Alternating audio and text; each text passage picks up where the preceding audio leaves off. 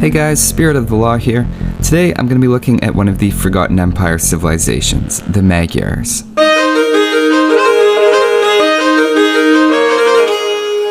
I've noticed in my dealings with other players and chats that I've had that there's a real passionate following for this civilization, and even though the newer civilizations often aren't considered top tier, there's a lot of people who swear by the Magyars and feel this civilization really stands out. I've certainly grown quite fond of them while researching for this video, though don't worry, the Japanese are still my favorite. Let's take a look.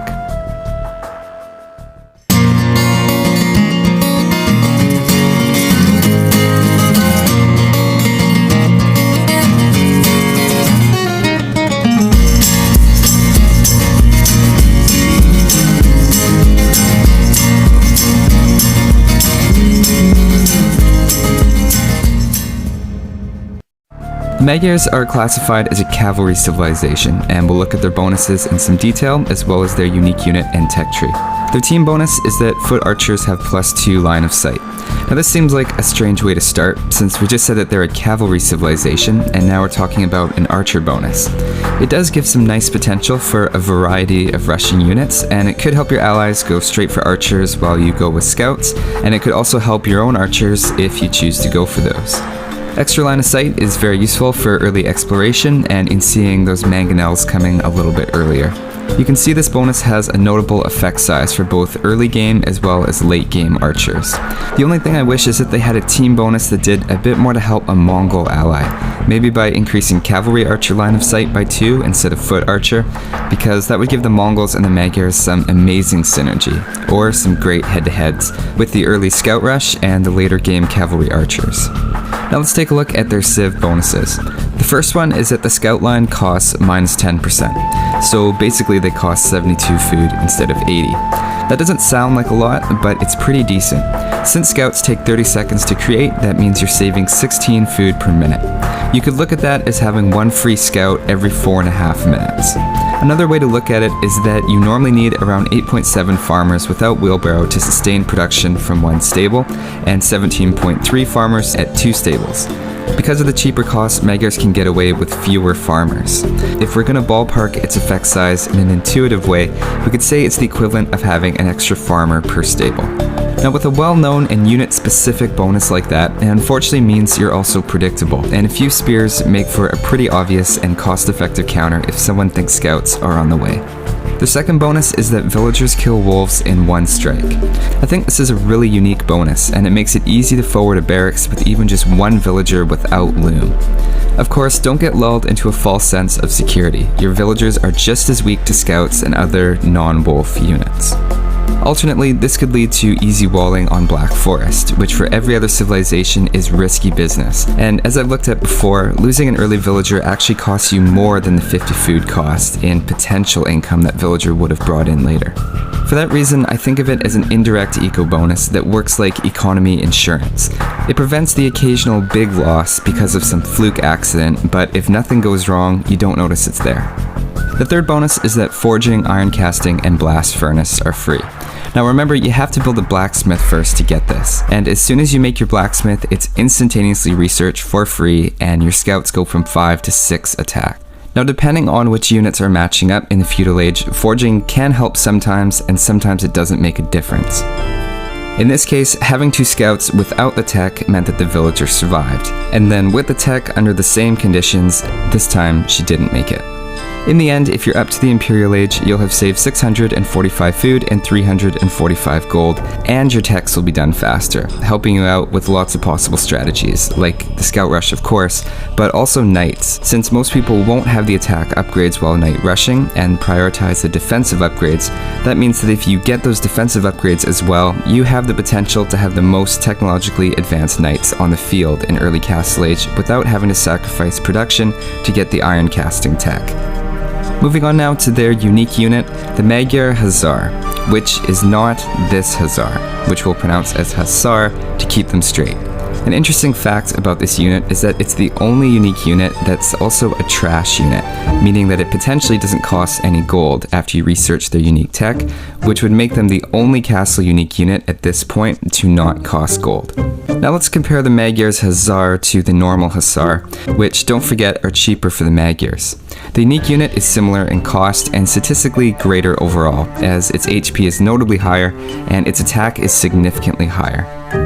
Now you might think it's strange to have two very similar units available to the same civilization.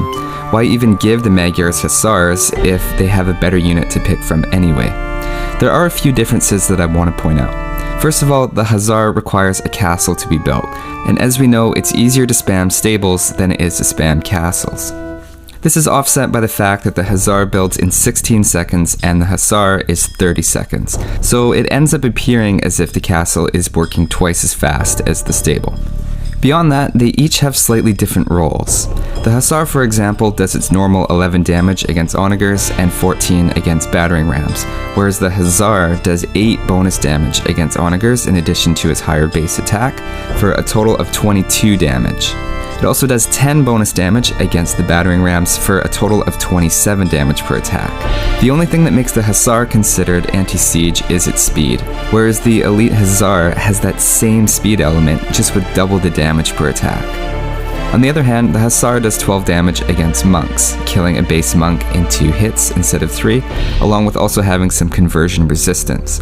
Conversions are a bit random and have a probability aspect to them, but in 20 trials with the post-Imperial Elite Hussar and the Hussar, the average conversion time was 12.05 seconds compared to 17.35. That's about 44% longer conversion time on average, just to give you an idea of what the difference is.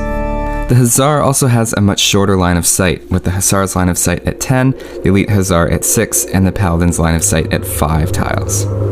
All of this together means that the light cavalry line should be preferred in times when you want to be scouting or against monks. The Hussar, on the other hand, is better statistically against all other types of units, especially siege. Magyar Hussars are probably one of, if not the best anti-siege unit in Forgotten Empires, especially considering the Magyars' anti-siege bonus has been reduced. Moving on to the unique techs now, in Castle Age they get access to their technology Mercenaries. This tech removes the 10 gold cost to creating a Hussar. There's not too much to say about this. It's a good investment if you're planning to make 30 or more from a gold perspective, and it's worth getting at any point. Because it pays for itself so quickly, even in the latest stages of the game, it's probably still worth getting it if you haven't already. The second unique tech gives +1 range for cavalry archers. This one comes in the Imperial Age, so it won't help in time for a cavalry archer rush. The importance of the extra range is pretty situational and hard to quantify, but they do become the farthest firing cavalry archers in the game.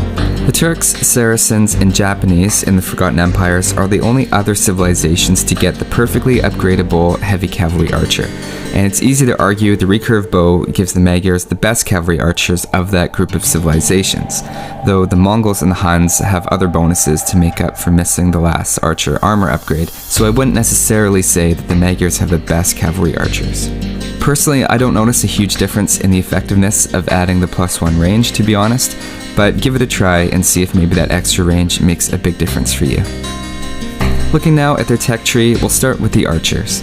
It's a pretty nice looking tech tree, especially when you consider the extra technologies working toward it as well.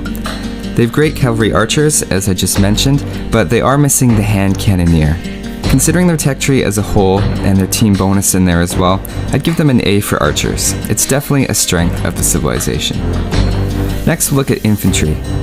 The barracks tech tree looks solid, with the halberdier and champion and the free blacksmith attack upgrades allow them to often field more upgraded infantry in the mid-game than other civilizations, so on the face of it they seem quite strong with infantry.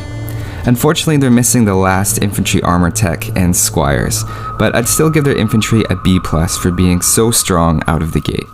Moving on to cavalry now, when you think of what makes a civilization a strong cavalry civ, most people tend to think of bonuses towards the knight line, and they do have right up to the paladins, so that option is available for them.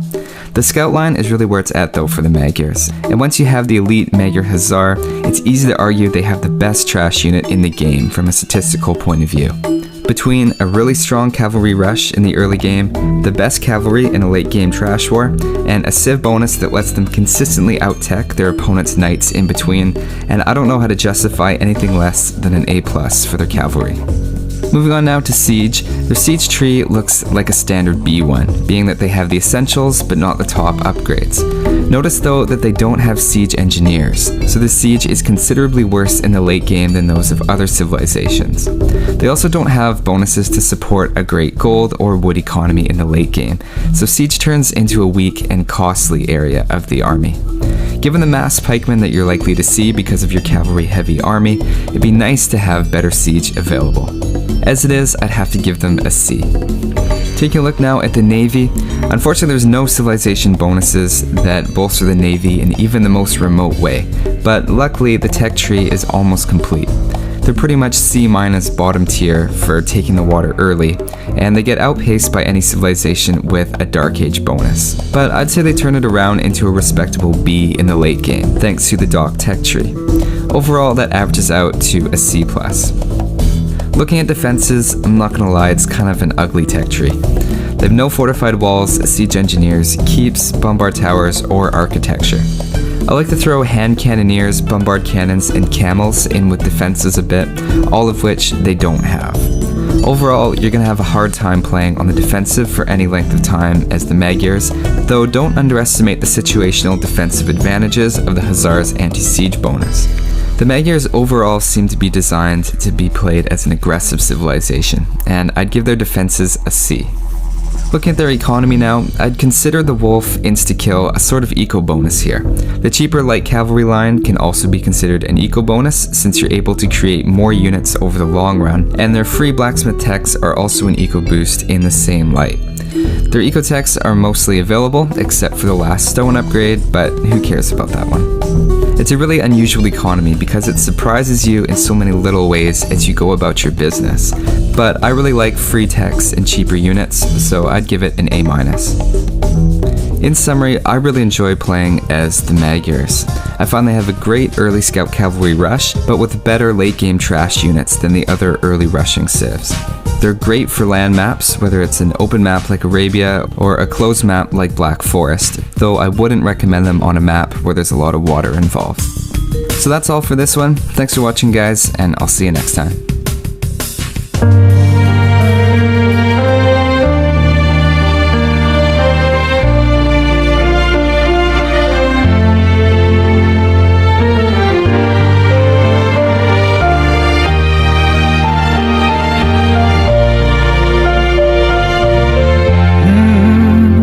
يا من صليت بكل الأنبياء، يا من في قلبك رحمة للناس، يا من ألفت قلوبا بالإسلام، يا حبيبي يا شافعي يا رسول الله.